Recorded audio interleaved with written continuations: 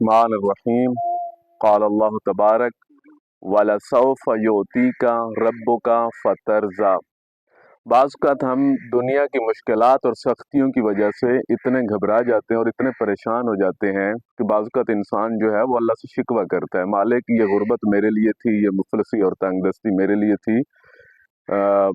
دنیا کی سختیوں اور پریشانیوں سے نہ گھبرانے کی وجہ سے اللہ رب العزت نے قرآن مجید میں ارشاد فرمایا ہے۔ اس کے ضمن میں ایک چھوٹا سا واقعہ، سرکار ختمیہ مرتبہ اپنی پیاری بیٹی کے گھر تشریف لے کر گئے اور دیکھا بنت پیمبر جو تھی، ہاڑ کے دن تھے اور سخت ترین دن تھے، گرمیوں کے دن تھے۔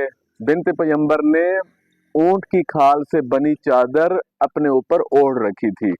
تو جیسے ہی سرکار ختمیہ مرتبہ نے دیکھا کہ اتنی گرمی میں میری بیٹی جو ہے سخت ترین چادر جو کہ اونٹ کی کھال سے بنی ہوئی ہے اس کو اوڑھا ہوا ہے اپنے اوپر، ایسا نہیں تھا کہ یہ غربت کی وجہ سے تھا، صرف اس وجہ سے تھا۔ اگر آل محمد ایسی زندگی نہ گزارتے تو ہر بندے نے شاہانہ زندگی کی خدا سے خواہش کرنی تھی اور غربت پہ خود کو تانے دینا تھا اور پروردگار عالم سے ناراض ہوتا۔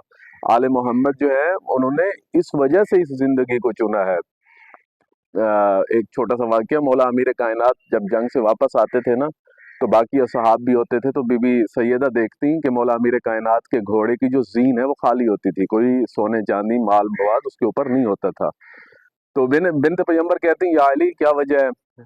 جو اصحاب آتے ہیں باقی جنگ سے ان کی جو کوہانے ہیں اونٹوں کی وہ سونے اور چاندی سے لدی ہوتی ہیں، تلواروں سے لدی ہوتی ہیں، اعلیٰ سے اعلیٰ قسم کی تلواریں اور سونے اور چاندی ہوتے ہیں۔ تو آپ کے گھوڑے کے اوپر کچھ بھی نہیں ہوتا، کیا آپ کو بیت المال غنیمت میں سے کچھ نہیں ملتا جنگ کے میدان میں؟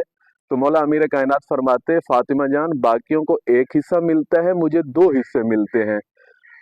بی بی فرماتی ہیں وہ کیسے ہیں؟ تو مولا امیر کائنات نے فرمایا آپ نے نہیں سنا رسول اکرم صلی اللہ علیہ وسلم نے فرمایا لا فتح الا علی، علی جیسا کوئی مرد ہی نہیں ہے، یعنی قرآن مجید میں مردوں کے 2 حصے ہیں، تو رسول اکرم نے فرما دیا کہ علی مرد ہے، علی جیسا کوئی اور مرد نہیں، تو مجھے 2 حصے ملتے ہیں۔ تو فاطمہ فرماتی ہیں علی پھر جاتا کہاں ہے وہ اتنا کچھ جو آپ کو ملتا ہے، اس کو کیا کرتے ہیں؟ تو مولا امیر کائنات فرماتے ہیں فاطمہ جس وقت میں جنگ میں جانے لگتا ہوں تو جو یتیم، جو اسیر، جو فقیر سنتا ہے علی جنگ میں اس راستے سے گئے ہیں، اس راستے پہ آ کر بیٹھ جاتے ہیں کہ جب علی واپس پلٹیں گے تو ہمیں کچھ نہ کچھ دیتے ہوئے چلے جائیں گے۔